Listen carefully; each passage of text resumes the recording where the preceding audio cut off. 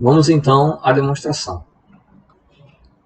Seja A um subconjunto de números reais, f uma função que vai de A em R, g também uma função que vai de A em R, então ambas as funções têm o mesmo domínio, o domínio A, e suponha que A é ilimitado inferiormente. Lembra que precisa ser ilimitado inferiormente para a gente poder falar de limite com x tendendo a menos infinito. Suponha que o limite da f é igual a menos infinito e que o limite da g também é igual a menos infinito. Nosso objetivo é demonstrar que o limite do produto é igual a mais infinito. Essa aqui é a conclusão final que nós queremos.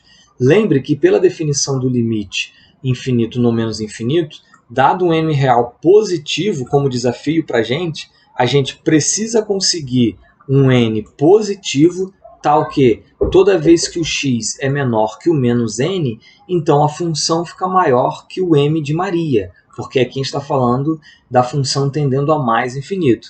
Observe que a função, nesse caso agora, é f de x vezes g de x. Então, recapitulando, nossas hipóteses são que o limite da f é igual a menos infinito e o limite da g é igual a menos infinito. Foi dado um m de Maria real positivo para a gente. Nós temos que conseguir um n de navio real positivo, tal que toda vez que o x é menor que o menos n, o f vezes o g de x é maior que o m de Maria. A hipótese de que f de x tende a menos infinito significa que existe um n1 positivo, tal que o f do x fica menor do que qualquer número negativo que a gente queira quando o x é menor que o menos n1. A gente pode colocar o f de x menor do que qualquer número negativo que a gente queira, ou, em outras palavras, menor que menos algum número positivo. Eu escolhi aqui o menos 1.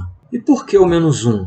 Olha, vamos ver quem eu escolhi aqui para g e vai ajudar a gente a entender por que eu escolhi o menos 1. A hipótese de que limite de g de x é igual a menos infinito garante que para qualquer número positivo existe um outro positivo, que eu vou chamar de n2, tal que toda vez que o x é menor que menos n2, o g de x fica menor do que menos aquele número positivo que foi dado, o m, por exemplo.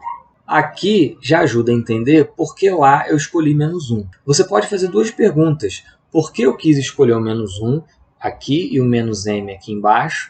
E por que eu posso escolher menos 1 e posso escolher menos m? Bom, vou começar pela segunda pergunta. Por que eu posso escolher menos 1 e posso escolher menos m? Porque, na verdade, eu posso escolher quaisquer números negativos para uma ou para outra. Porque a definição de limite menos infinito no menos infinito diz que para todo m positivo. Então, eu posso escolher qualquer um e colocar aqui com sinal de menos na frente. Então, aqui eu escolhi o 1, sendo esse número positivo. Aqui eu escolhi o m, que foi dado como desafio para a gente. E boto o sinal de menos na frente de ambos. Então, por isso eu posso escolher esses. E você pode perguntar também por que eu quero escolher esses. Bem, lembre que lá no final eu preciso fazer f de x vezes g de x ser maior do que o m. Se eu escolho então aqui menos 1 e aqui no outro menos m e multiplico as duas coisas, quanto dá a multiplicação de menos 1 por menos m? Então a gente consegue chegar na conclusão que a gente quer escolhendo esses dois valores aqui. Agora observe que a primeira condição, f de x ser menor que menos 1, ela ocorre quando x é menor que o menos n1. E a segunda condição, g de x menor que menos m, ela ocorre para x menor que n2. Eu quero que ambas as condições ocorram ao mesmo tempo, a f de x menor que menos 1 e a g de x menor que menos m. Então, eu vou escolher o n sendo o máximo entre n1 e n2.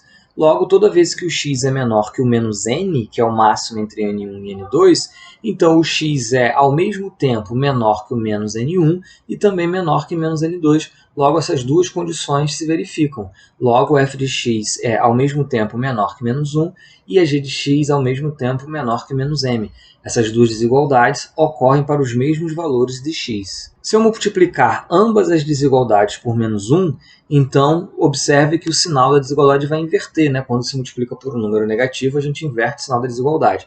Então, f de x menor que menos 1 se transforma em menos f de x maior que 1, e g de x menor que menos m se transforma em menos g de x maior que m. Agora, observe que, como eu multipliquei por menos 1, em ambas as desigualdades, todos os lados são de números positivos. 1 é um número positivo, m é positivo. O f de x era negativo, com o menos na frente ele vira positivo. E por que o f do x era negativo? Porque ele é menor que menos 1, que é um número negativo. Todo número menor que um número negativo é também negativo. Mesma coisa, g de x era um número negativo, porque é menor que o menos m, que é um número negativo. Logo, menos g de x agora é positivo. Então, nessas duas desigualdades, nós temos apenas números positivos. Logo, podemos multiplicar as duas desigualdades sem mexer no sinal. Do lado esquerdo, então, fica menos f de x vezes menos g de x, mantém o sinal da desigualdade. E do lado direito fica 1 vezes m. Ora, menos f de x vezes menos g de x dá f vezes g de x. E 1 vezes m dá m. Portanto, toda vez que o x é menor que o menos n, o máximo entre n1 e n2, o f vezes g de x é maior que m. Segundo a definição de limite infinito, o limite quando x tende a menos infinito, de f de x vezes g de x é igual a mais infinito. Nós provamos, então, no infinito, que se uma função tende a menos infinito e a outra também tende a menos infinito, o produto das duas dá mais infinito.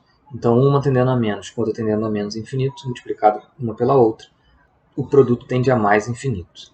A demonstração dos outros itens são completamente análogas. Se ambos forem positivos, você vai ter, na verdade, aqui f de x maior do que 1 e g de x maior que m. E se uma for negativa e outra for positiva, a que for negativa vai ficar menor e com sinal de menos na frente. A que for positiva vai ser maior e sem sinal de menos. E aí você vai multiplicar por menos 1 só uma das desigualdades. Aqui eu multipliquei ambas por menos 1, porque em ambas apareciam números negativos. Multipliquei por menos 1 para transformar todas em positivo. Aqui, se forem uma com um sinal e outra com outro sinal, você multiplica só uma por sinal negativo. E aí você vai ter também duas desigualdades com o mesmo sinal, vai poder multiplicar desigualdades e vai chegar no resultado necessário. O item D, que é quando o x tende a mais infinito, também é completamente análogo.